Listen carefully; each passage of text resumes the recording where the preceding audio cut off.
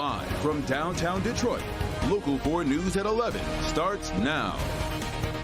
Developing tonight, one man is dead and two others are hurt after a pair of crashes near Little Caesars Arena. And that story tops our news tonight at 11. Thanks for joining us. I'm Kimberly Gill. I'm Devin Skilly, and this all started in the area of Woodward and Mack when a man was hit while crossing the street. And that's where we find Jacqueline Francis live tonight with more on a wild series of events. Jacqueline.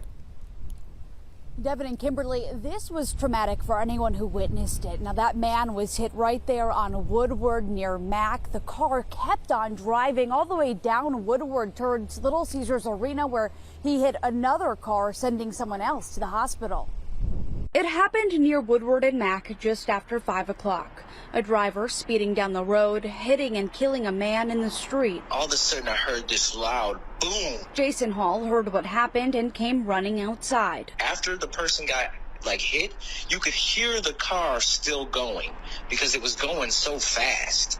Down Woodward, you could still hear it. Police were nearby and saw it all unfold. One of my sergeants was right near there, saw, unfortunately, clothing and dust go up, and that vehicle continued on. She got out to try to render aid. The driver was trying to get away, making it as far as Little Caesars Arena when he hit a car, bringing him to a stop. He got out of the car, from what I understand, walked and then fell out. The driver of the car he rear-ended was taken to the hospital with injuries, but is expected to be okay. Sadly, the person hit in the street, a man in his 60s, died at the hospital. There were so many people on the street. Like, a girl walked up to me and she was just like in tears because she was just like, I just saw that happen. And I was just like, I think everybody here is pretty shocked. The driver was arrested. Detroit police have taken over the investigation. Police are investigating whether alcohol was a factor. Reporting live in Detroit, Jacqueline Francis, Local 4. Wow. All right, Jacqueline. Now, our top story here at 11. Could a strike be looming at Ascension St Johns? At issue, contract talks and concerns over managing patient care.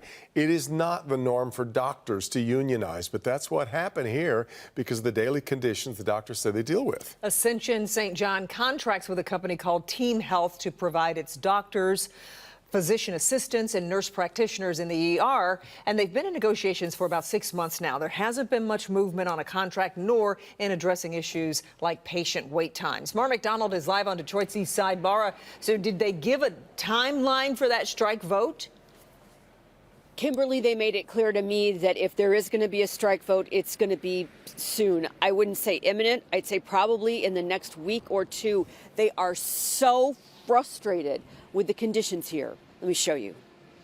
We do not want to strike. We want to take care of patients, right? That's what we do. That's what we love to do. But a strike vote is drawing near for Ascension St Johns ER docs, physician assistants, and nurse practitioners. We need the resources. Yeah, we need the resources and the Define dedication. resources for me, Casey. Are we talking bodies? Are we talking more nurses? Are we talking equipment? Like what? All of the Everything. above. Yeah. All of the all. above. Consistency. Right. Consistency is a resource. We don't have consistency. And those who have unionized here say resources have been ground down over the last 7 years. Will I have the right number of nurses? Will all of our beds be open? Yeah. Will every patient I see have waited 10 hours and immediately be angry at me, right? That's part of the grind. In his statement, Ascension wants to make clear, quote, emergency medicine physician and mid-level provider services are furnished to St. John Hospital through a contract with Team Health. Should a strike be called against Team Health has shared a comprehensive contingency plan with the hospital that will ensure these contracted provider services will not be interrupted. Team Health, which is owned by private equity, got the contract from St. John Ascension back in 2015. The docs say these issues have been ever present, but it's reached critical mass. Back here live, critical mass to the point that the union has now put together a website for the greater community at large here called Save Our Emergency Room. They want the public to be aware of what they say they're up against. We're live on Detroit's East Side tonight. I'm Mara McDonald, Local 4. Incredible. Okay, Mara, thank you. Well, the jury is seated, and now opening statements begin tomorrow morning in the trial of the father of the Oxford High School shooter. James Crumbley facing 4 counts of involuntary manslaughter for each of the students his son killed. Today, the 17-person jury was seated. Sean Lay has a breakdown of the jury and what we can expect tomorrow. This jury was seated late this afternoon here in Oakland County. Let's take a look at the makeup of this jury.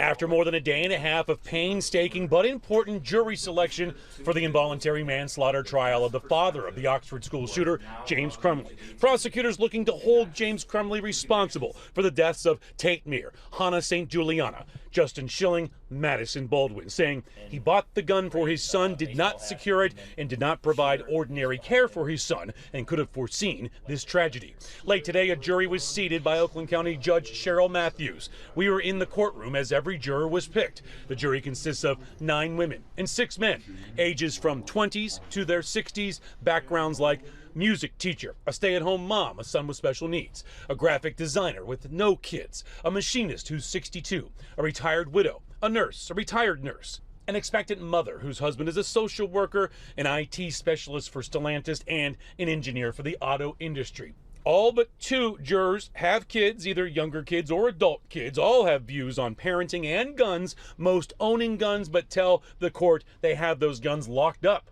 The judge telling the jury members now to be here 8:30 tomorrow, bright and early, 8:30 sharp. Do not be late. Right after that, she says she's going to get this trial moving. In Oakland County, Sean Lay, Local 4.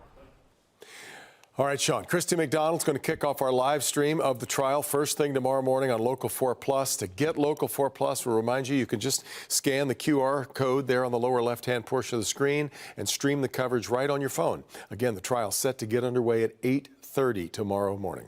Clinton Township officials are still trying to find the owner of GOO Select Distribution Center that exploded Monday night.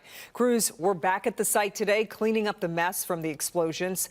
A 19-year-old died after being hit by debris. They're also working to determine if anyone is at fault for this tragic incident. The business owner has not made himself available to investigators. Township officials say the owner was operating a quote-unquote backdoor warehouse that should not have been there. 2 businesses were authorized to be in that building. They were commercial businesses. That it is not an industrial building. It wasn't built to have the kind of materials that you saw explode out of there.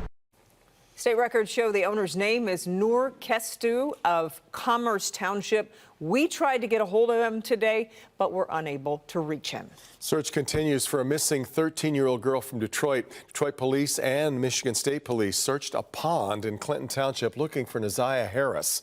Sky 4 overhead. Most of the afternoon as the search went on, this near Gratiot and Quinn Roads, but they didn't find anything. Neziah Harris was last seen January 9th when she got off a school bus at Cornwall Street and 3 Mile Drive. Anyone with information about her disappearance is asked to call DPD or Crime Stoppers at 1-800-SPEAK-UP. A local university is doing away with the admissions process. Cleary University, based out of Howell, announced a new program offering automatic enrollment to Livingston County graduates. The only requirement is the student must have a grade point average of 2.0 or higher. The university believes this will draw in local graduates.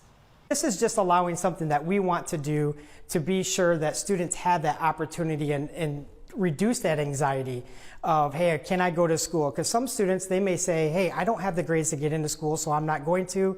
So what am I going to do for the next year? And we're helping them to assess what they have and to be able to come back into the opportunities of getting a higher education.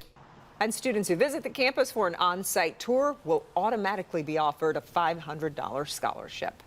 Nikki Haley, the former South Carolina governor, gave up her presidential bid for the White House. That comes a day after that dominating Super Tuesday performance from former President Trump, cleaning up in red and blue states alike.